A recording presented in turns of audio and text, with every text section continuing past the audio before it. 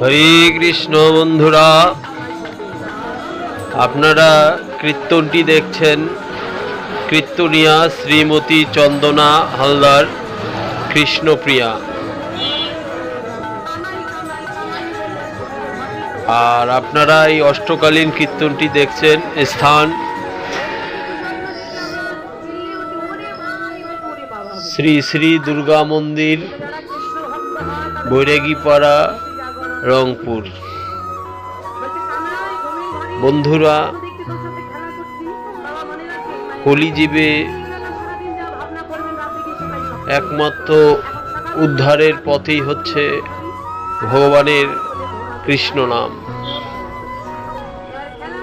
তাই তো সকলেই ভগবানের নাম শুনলেই ছুটে আসে কীর্তন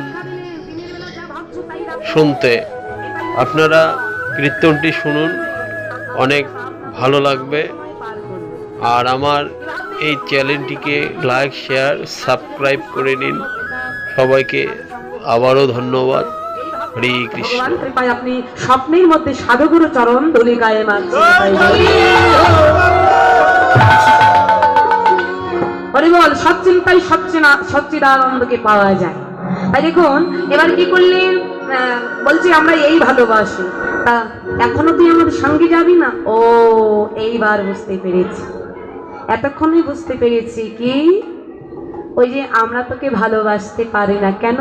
তাহলে বলি শোন, মোরা স্বপ্নে কখনো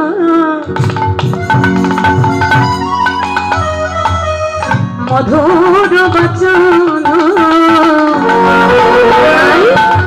তুমি বলি নাহি ওরা, তুমি বলি নাহি ওরা,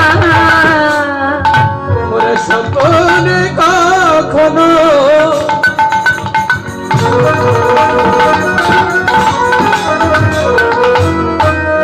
মধুর বাচন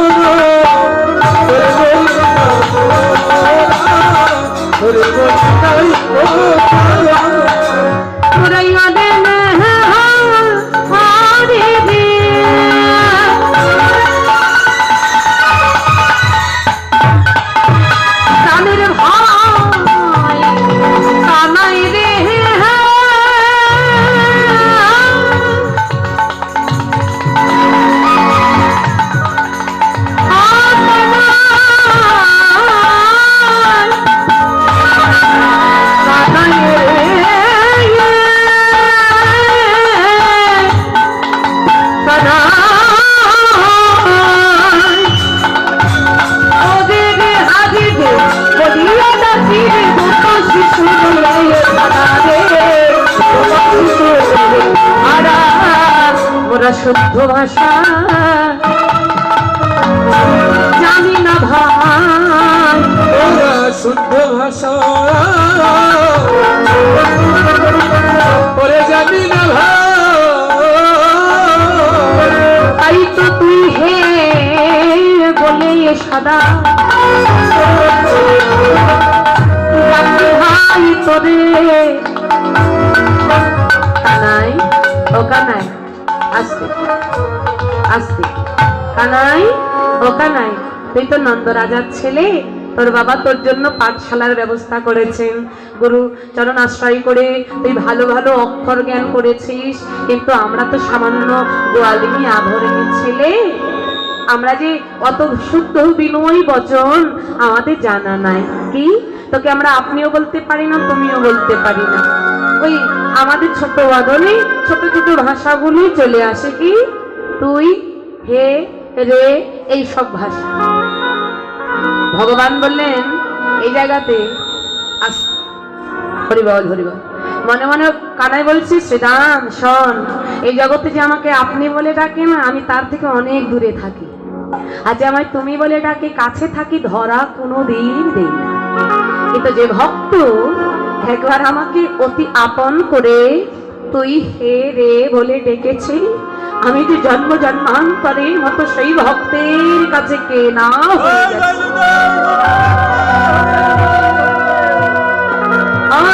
গোপালের মায়েরা গোপালকে কি আপনি বলে ডাকবে নাকি তুই বলেই ডাকবে?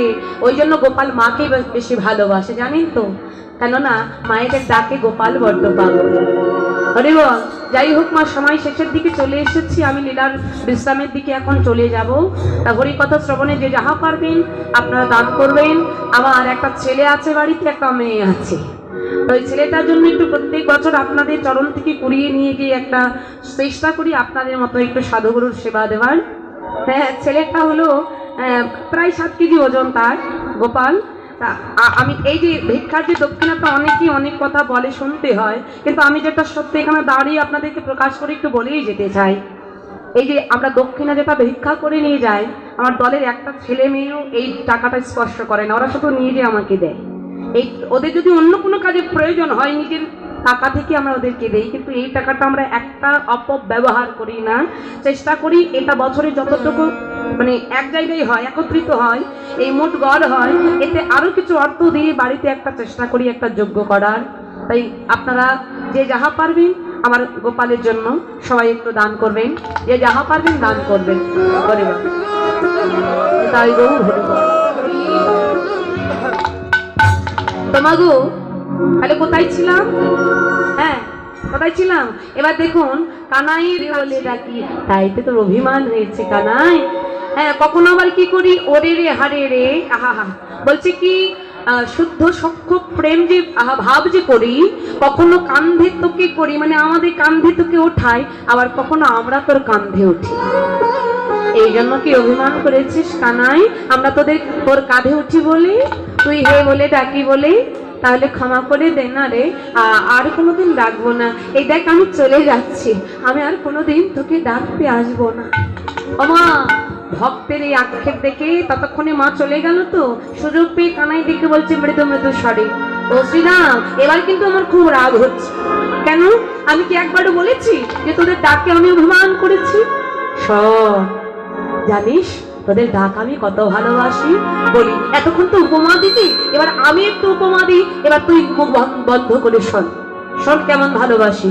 অগর চন্দনায় অঙ্গে তিলে তিলে, অগর চন্দনায় অঙ্গে তিলে তিলে, ওরে নহে যত আবার ওরে রে হারে রে বলিয়া ডাকিলি জীবন বারণে। আমি যে কত আনন্দ পাই সেটা তোদের বলে বোঝাতে পারবো না। আমার মা নন্দরানী অপর চন্দনকে সরঙ্গে লিখিত করে দিলেও যে সুখ পায় না, তার থেকে অতি দ্বিগুণ সুখ আমি তোদের ডাকের ভেতরে পাই। তোরা আমাকে অমন করে ডাকিস। তা কানাই, তাই যদি হয় কেন এখনো বসে আছি, চল না বসে যাবো। শ্রীরামকে উত্তর করতে লাগলেন, কি করবো বল, যেতে তো চাই, প্রাণটা তো ডাকিও মরে। তাহলে চল, বসে চল। কেন যাচ্ছিস না? হ্যাঁ, কেন যাচ্ছি না এবার সেটা ভালো করে শোন। কি করিব ওরে শ্রীরাম, কি করিব ওরে শ্রীরাম,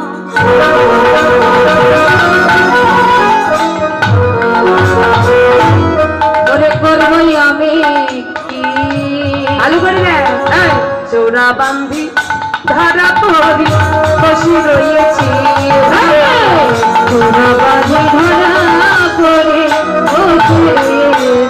আজকে কোথায় আমি সেদিন ধরা পড়েছি ভাই, আমি সেদিন ধরা ও ভাই পড়েছি ভাই।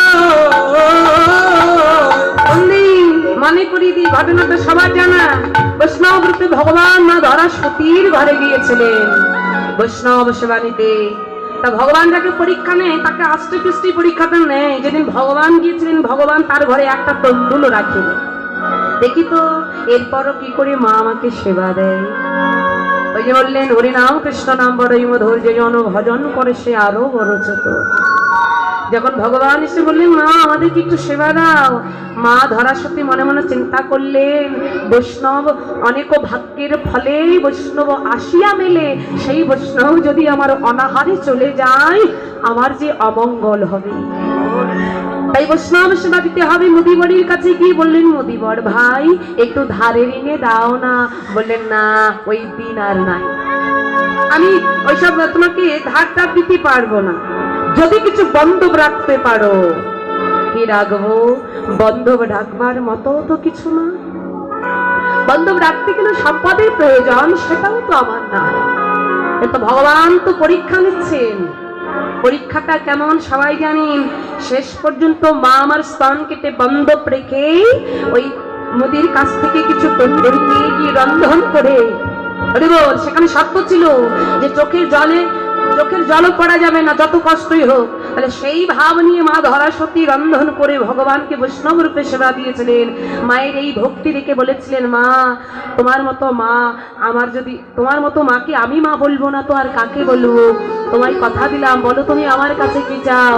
বললেন ভগবানের মতো যদি পুত্র পাই। বললেন ভগবানের মতো নয়, আমি স্বয়ং তোমার সন্তান রূপে জন্ম নিয়ে তোমায় মা বলে ডেকে তোমার মাতৃ জন্ম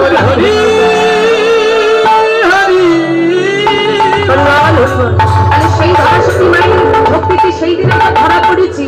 আর জানিস কানাই, বৃন্দাবনে মা কেমন ভালোবাসে পরীক্ষা করতে। একদিন আমি মায়ের ঘরে ননি চুরি করে সেবা করে লুকিয়ে রইলাম মায়ের ঘরে। দেখি তো মা আমাকে না পেয়ে কি করে। তাই একদিন নবনী খাইয়া ছিলাম ও লুকাইয়া, মরিতে ছিল নবা আমায় না দেখিয়া। জানিস কানাই, আমার মাকে পরীক্ষা করতে গিয়ে ননি চুরি করে লুকিয়ে রইলাম, মা আমাকে না পেয়ে এবার নয়নের জলে ভাসতে ভাসতে আমাদের ঘরগুলো খুঁজে খুঁজে দেখলো আমি আছি কিনা। যখন দেখলো আমি নাই, ছুটে গেল ব্রজবাসী মায়েদের কাছে, গিয়ে বললো, গো দিদি তোমরা কি আজকে আমার ছোট্ট গোপালকে দেখেছো গো? ব্রজবাসীগণ উত্তর দিল, কই গো যশোমতী, এতক্ষণ গোপাল আমাদের ঘরে এসে কতবার ননির ভাণ্ড ভেঙে ননি সেবা করতো, কত অত্যাচার করতো, কিন্তু আজকে কেন এলো না গো একবারও? মায়ের প্রাণে কি আর প্রাণ থাকে? জানিস শ্রীরাম, মা আমার ওই ব্রজবাসী মায়েদের কাছ থেকে ছুটে নিজের ঘরে এসেছে। এসেই আমাদের আঙ্গিনার মধ্যে মা আমার আছাড় খেয়ে ওই মাটিতে পড়ে ঘোড়াঘড়ি দিয়ে কাঁদছে, কানাই কানাই বলে। মায়ের এমন ব্যাকুলতা দেখে আমি নিজেকে আর ধরে রাখতে পারলাম না, ছুটে মায়ের কাছে এসেছি। জানিস শ্রীরাম, আর এক বিন্দু সময় যদি আমি দেরি করতাম, আমার কি হতো জানিস? আমি জনমের মতো মা হারা হয়ে যেতাম রে। এই জগতে যার মা হারিয়েছি সেই জানে মা হারানোর যন্ত্রণা। এই জগতে যার মা আছে তার সংসারে স্বর্গ আছে, কিন্তু যে সংসারে মা নাই সেই সংসারটা নরকের মতো হয়ে যায়। জানিস কানাই, মায়ের কান্না সহ্য করতে না পেরে যেই মায়ের কাছে ছুটে এলাম, মা আমার হাতটা নিয়ে কাঁদতে কাঁদতে নিজের মাথায় ধরে বলেছিল, বল কানাই, বল গোপাল বল, আজকের পর থেকে এই অভাগিনী মাকে না বলে তুই কোথাও যাবি না, বল কথা দি, দিন সত্য কর। মায়ের চোখে জল সহ্য করতে না পেরে কথা দিলাম, মা তোমাকে না বলে আমি কোথাও যাব না, যাব না, যাব না। মাকে কথা দিয়েছি, কি করে যাব বলতো শ্রীরাম? যা তোরা মায়ের কাছে যা। এই কানাই, খবরদার মায়ের কথা বলবি না। কোন মায়ের কথা বলছিস? যে মা তো সামান্য ননি চুরি করলে গাছে বেঁধে মারি, সেই মায়ের কথা? জানি রে তোর মায়ের প্রেম যত ভালোবাসে,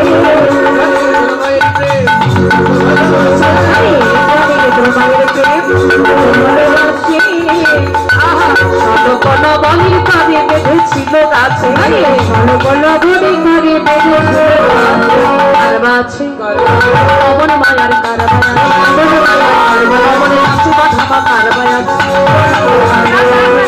মায়ের কথা বলবি না। মায়ের দরদি, হ্যাঁ আমাদেরও তো মা আছে, আমরাও তো ননি চুরি করি, কই আমাদের মা তো গাছে বাঁধে না, ওই অমন নিষ্ঠুরের মতো তো আমাদের মারি না। তোর মায়ের প্রেমের কথা আমাদের কাছে শোনাচ্ছি, শোন। মামার বাড়ির গল্প মায়ের কাছে বলতে হয় না, কারণ মামার বাড়িতেই মা আমার বড় হয়েছে। হ্যাঁ, কথাটা কি বলছেন না, তোর বাড়ি আমরা যদিও গোয়ালিনীর ছেলে, কিন্তু মানুষ হয়েছে এই নন্দালয়ে। তাই তোর মায়ের কেমন প্রেম আমরা জানি না, আমাদের কাছে বলতে হচ্ছে। হ্যাঁ, তোর মায়ের কথা বলিস না। আচ্ছা, এত মায়ের কথা বলছিস, বলতো জামালয় অর্জুন যেদিন ছেটেছিল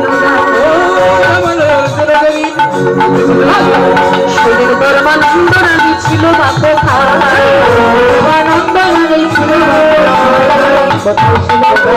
কোথায় ছিল সেদিন দরবার, কোথায় ছিল আমরা মিলে কেউ ছিল না, আমরা মিলে কেউ ছিল না। যেদিন যেমন অর্জুন তোর ওকে চেপে ধরেছিল মৃত্যু দেবে বলে। আরে বল, এই জমাল অর্জুনের অনেক কাহিনী ছোট্ট করে বলি। এই জমাল অর্জুনকে উদ্ধার করার জন্য ভগবান তাদেরকে কোল দিয়েছিল। এখন কোল দিতে গিয়েছে, মানে কোল দিলে ওরা উদ্ধার হয়ে যাবে। আর সখাগণ দূর থেকে দেখছে, ওরে বাবা, দুই বৃক্ষ আমাদের কানাইকে চেপে ধরেছে। হ্যাঁ, তখন সখাগণ টানাটানি করে গোপালকে ছাড়িয়ে নিয়ে এসেছে। ওরে বল, ওটাও ভক্ত বাঞ্ছা পূরণের একটা লীলা ছিল বাবা। ওইভাবেই তারা উদ্ধার হবে ভগবানের অঙ্গ পরশে। হরিবল, তাহলে সেই দিন তোর মা কোথায় ছিল? কানায় মৃদু মৃদু হাসছে, তোরা তো ঘটনাটা জানিস না। শোন শ্রীরাম, একটা কথা ভালো করে মনে রাখিস, মাকে এমন করে বলতে নাই। এই জগতে মাকে কাঁদালে নিজেকেও একদিন কাঁদতে হয়। হরিবল, তবে কি করতে হবে তাই বল। কানায় বলছি, শ্রীরাম অন্য কিছু নয়, তোরা আমার মায়ের উপরটা দেখেছিস, ভেতরটা কেউ দেখিস নি। আমার মায়ের কাছে যা, শুধু একটু বিনয় করে বলবি, দেখবি আমার মা অনুমতি দিয়ে দে। বেশ, আর দেরি না করে কানতে শ্রীরামের কথা বলরাম আসি কথা যুগল মিশনে সানো দিল। বিয়া আবার বুঝিয়া রাখালো সব, রাম কানুর দুই দিকে দাঁড়ালো। সবাই এসে দাঁড়ালো। এসে দেরি না করে কি করছেন? গেল সবে যশোদার নিকটে, আরে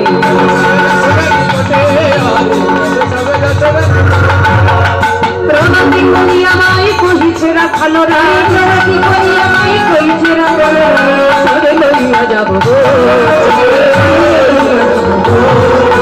কানরে লইয়া যাব গো, লইয়া যাব গো দেবা, কানরে লইয়া যাব গো।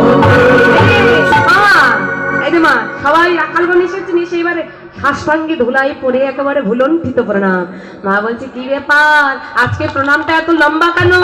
কোনো মনে মনে কোনো মতলবে কিছু বুঝি? সখাগণ গদ গদ কণ্ঠে বলছে, মা অন্য কিছু নয়, তোমার কানাইকে একটু সাজিয়ে দাও না, কোঠে যাব। যেই না বলেছেন, মা বলছি, ও বলরাম কি বলছিস? আর বলিস না, কি বলা বলিলি রাম, বনে যাবে ঘনশ্যাম, ভাসে রানী নয়নের জলে। বলরাম বাবা, তুই অমন করে বলিস না কেন জানিস? আমি আজকে স্বপ্ন দেখেছি। ওই স্বপ্ন দেখিনো রাতেই বলাই নাই, কানাইয়ের সাথে তার চোরাবাসী ভাসে কালিদহে। কোন মা কি পারে এমন অমঙ্গলের স্বপ্ন দেখে সেই অমঙ্গলের দিকে ধেয়ে দিতে? আমি পারবো না। আজকের মতো তোরা একা একা যা, তোরা লয়ে যা গোপাল, রেখে আমার ননির গোপাল। হ্যাঁ, তখন বলতে বলতে চিন্তা করছেন, মাকে কিছু একটা বোঝাতেই হবে, নইলে তো মা যেতে দেবে না। তাই মা দেরি করবো না, চলো। সখাগণ বোঝালেন কেমন করে, সেই দিকে একটু যাই। এবার কি করছে শোনো, শোনো মা গো নন্দ রানী, এই যে শ্রীরাম কহিছে বাণী, শোনো মা গো নন্দ রানী, শ্রীরাম কহিছে বাণী, শোনো মা গো নন্দ রানী, নীতি নীতি যাই মুরা বনে, ও মা গো নীতি নীতি যাই মুরা বনে, যতে করা খালো মিলি মাঝে রাখি বনমালী, যতে করা খালো মিলি মাঝে রাখি বনমালী, ধন্যবাদ সুচারায় কাননে, ও মা ধন্যবাদ সুচারায় কাননে।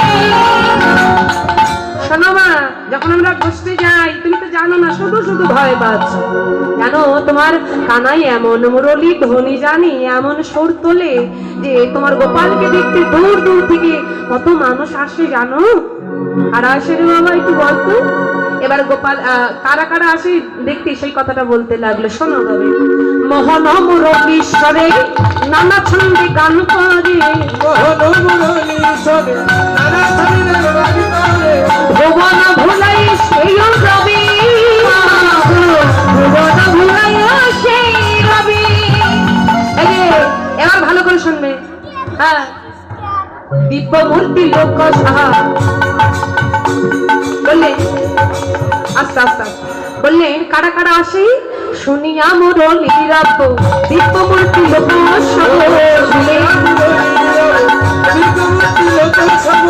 আসি দর্শন করে সবে মা, আসি দর্শন করি সবে মা। জানো আমরা জানি না তারা কারা এক এক করে আসতে শুরু করলো। প্রথমে কি হলো জানো? হংসের উপরে চড়ি, চতুর্মুখী হংস করি, হংসের উপরে চড়ি, চতুর্মুখী হংস করি, তব কাঁদে কানাইয়ের চারপাশে, মা গো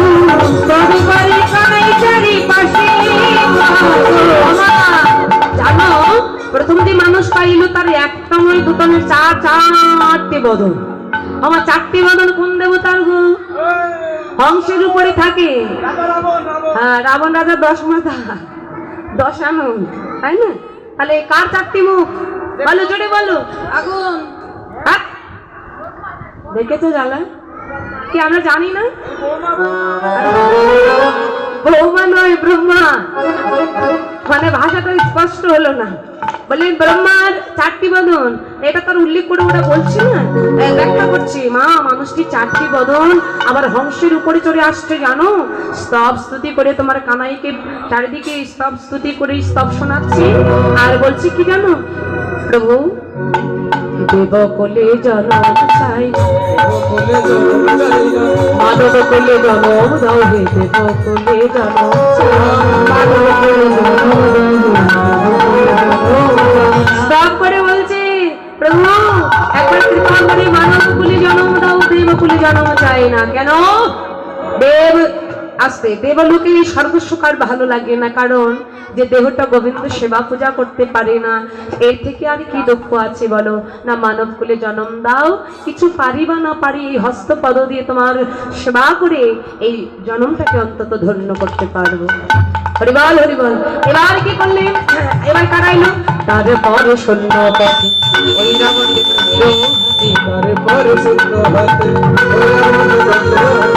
দেখে মোরা পালায় তার আসে,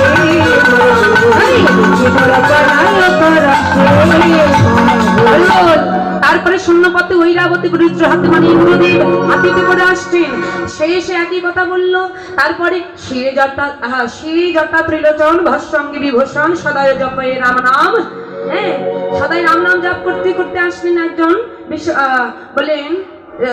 বললেন বিশ্বপৃষ্ঠে আরোহণকে ষাঁড়ের পিঠিকে আসে মহাদেব। সেই স্মৃতি করলেন, বললেন একই কথা, দেবকুলে জন্ম চাই না মানব কুলে জন্ম না। ভগবান বললেন শোনো, আগে সাধনা করতে থাকো, সিদ্ধি লাভ যেদিন হবে সেই দিন তোমাকে আমি কৃপা করব।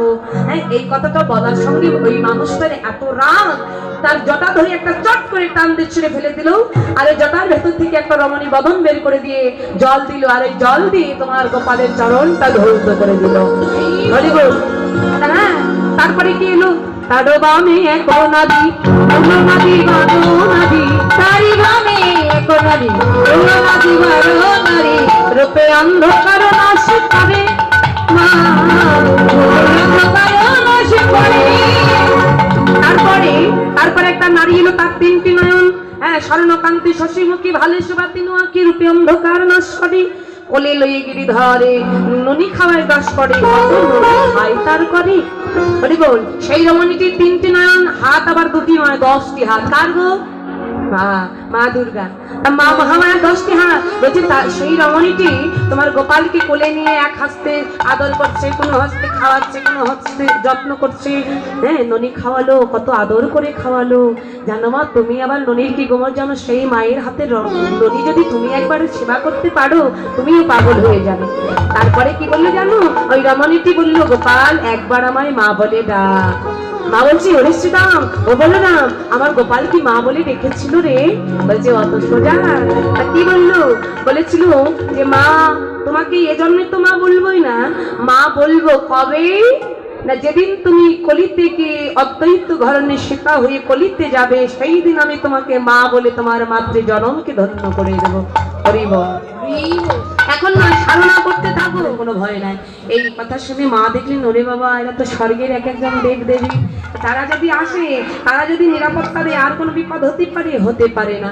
তা মা বলছে বাবা আমি সাজাই দিতে পারবো না, যখন অমঙ্গলী স্বপ্ন দেখেই ফেলেছি, তোমরা তোমাদের মতো করে সাজিয়ে নিয়ে যাও। এবার গোপালকে সাজাতে লাগলেন, মা সাজিয়ে দিতে পারলেন না, রাখালগণ সাজালেন। হরিবল। গোপালের সাজাইতে নন্দ রানী না পারিল, যখনই কানাই চূড়া গলায় বাঁধিল। আরে বলো অঙ্গদ বানায় হার ছবি আছে ভালো, শ্রবণে কুণ্ডল দোলে গলে গুঞ্জমালো, এমন করে দিয়ে রাখালগণ নিজেদের মতো করে সাজিয়ে দিলে, সাজিয়ে দিয়ে এবার গোষ্ঠে চললে। হরি বল। গঠি চলে যদুমণি উঠিল মঙ্গল ধ্বনি, গঠি চলে যদুমণি উঠিল মঙ্গল ধ্বনি, নবীন মরলির নবীন মরলির চলিল চলিল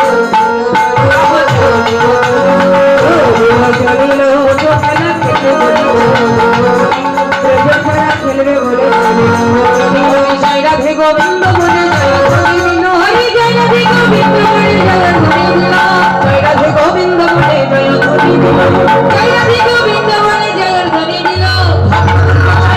হরি হরি বল, হরি হরি হরি বল, হরি বল, হরি বল, হরি বল, হরি বল, হরি বল। যারা আজকের এই মহতী যজ্ঞটি আয়োজন করেছেন বলে আমরা দূর দূরান্ত থেকে ছুটে আসতে পেরেছি, এমন ভাগ্য লাভ হয়েছে। হরি বল মা। তাদেরকে সকল কমিটির সদস্যবৃন্দদের আশীর্বাদ করবেন। যারা যে যে কর্মে লিপ্ত আছেন, অনেকে রান্না করছেন, ভগবানের সেবার দায়িত্বে আছেন, সকলকে আশীর্বাদ করো। ভক্ত চরণ সেবা করতে করতে একদিন ভগবান চরণ সেবার অধিকার লাভ করে ভগবান কৃপা লাভ করতে পারেন। সবাই মিলে আশীর্বাদ করে যাবেন। এটাই গৌর হরি বল। আর আপনাদের কৃপা নিয়ে প্রত্যেক বছর যেন এমন সুন্দর মহতী হরিবাসর যজ্ঞ করতে পারেন, এই আশীর্বাদটাও সবাই করে যাবেন। নিতাই গৌর হরি বল।